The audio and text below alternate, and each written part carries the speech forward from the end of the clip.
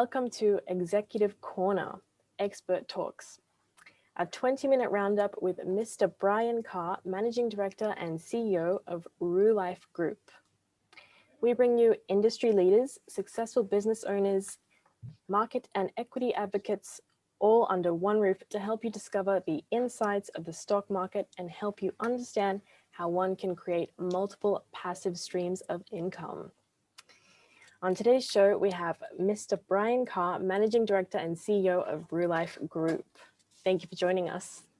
Thank you very much. First of all, congratulations on a strong set of second quarter numbers.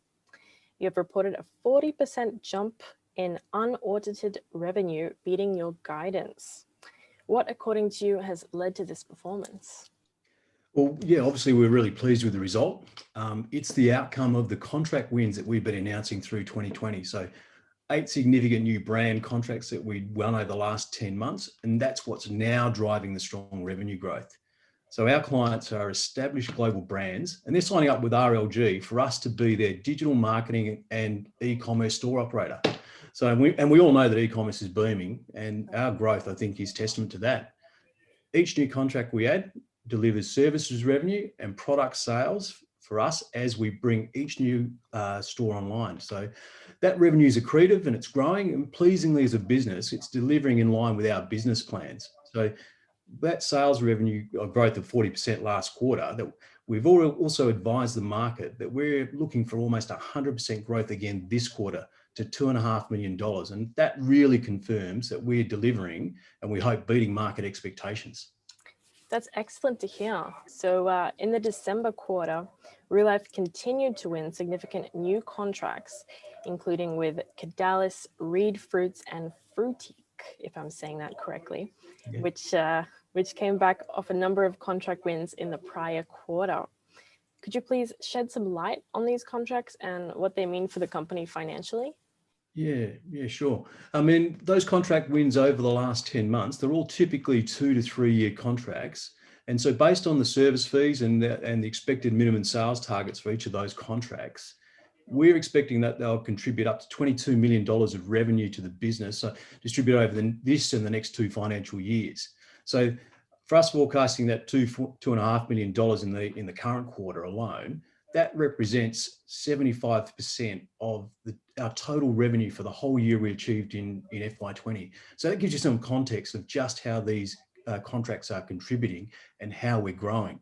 So we're also launching these additional stores that are coming off the back of those contracts from January through to March this year, and they will start contributing their product sales revenues back into this quarter and then into the next reporting period. That's great. And so Tmall Global is China's largest cross-border marketplace. How's your company leveraging this?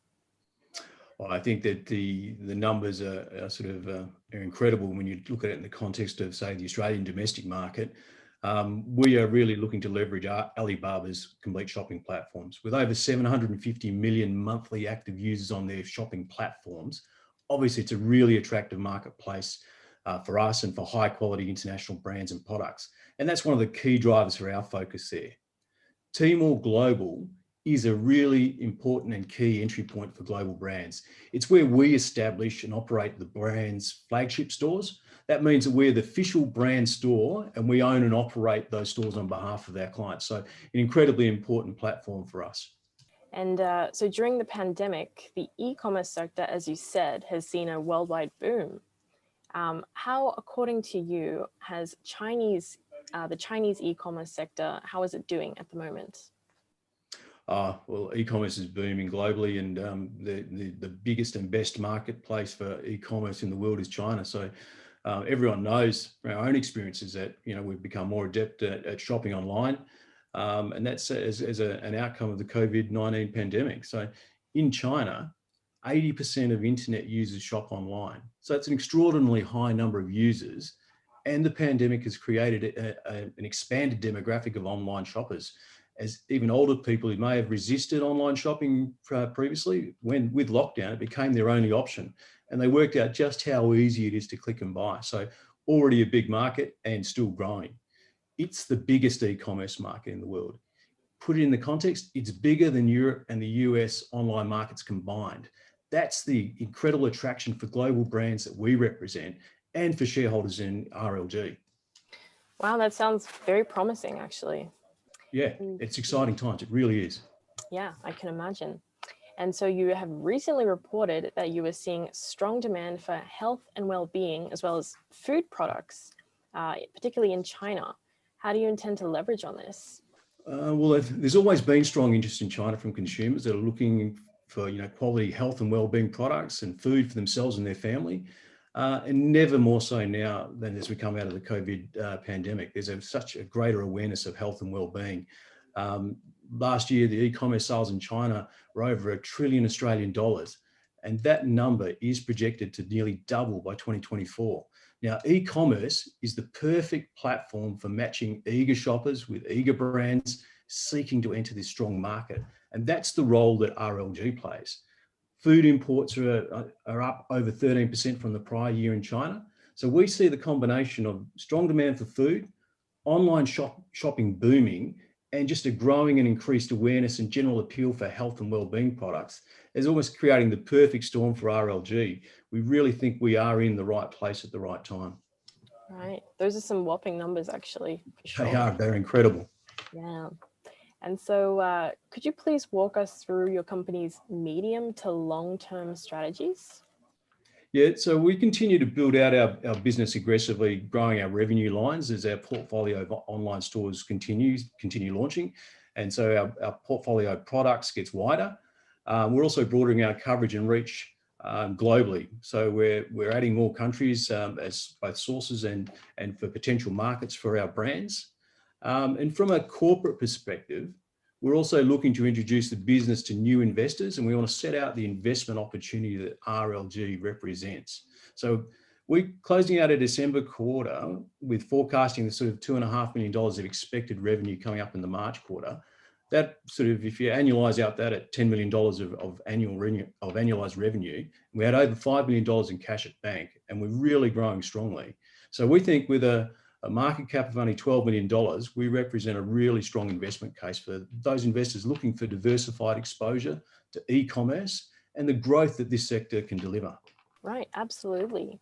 I jumped a bit ahead there, but just regarding the pandemic, back to that. So the challenges that brought about are still prevalent.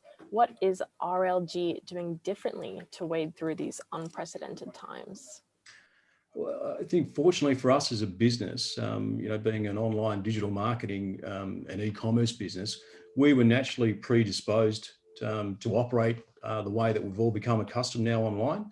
So while the impact globally in the pandemic is truly tragic, RLG is really well positioned to deal with the challenges and the opportunities that this presents. So, for example, e-commerce is booming. There's a growing demographic of online shoppers. The e-commerce market that we're strong in, China, is the biggest in the world. China's economy is recovering faster than anywhere else in the world, and global brands are all looking for growth. Where can they achieve strong growth, quick entry? And that's the online space in China. So as I said before, I really believe we are in the right place at the right time. Right, really informative insights there. Thank you. Do you have any final thoughts that you'd like to share with Kalkine's audience? Just that I said, look, RLG as a company, we're 2 years into our journey, and a lot's been achieved in that time. We've very quickly built out a portfolio of high quality global brands that we operate and manage their online presence and their e-commerce stores. We are growing incredibly fast. We are delivering results, and I really would encourage people just to follow our progress and see how we continue to develop. Okay, thanks for that little summary there. So I'd just like to close by saying thank you once again for joining us. That was a fabulous show. It was great chatting with you, Mr. Carr. And thanks for your time. No, thank you for your time and also the opportunity to introduce RLG to your audience. Great. It was lovely talking with you. Thank you. Okay, and with that, we'll be signing off today. Watch our channel for more, and then stay appraised and invest with Kalkine.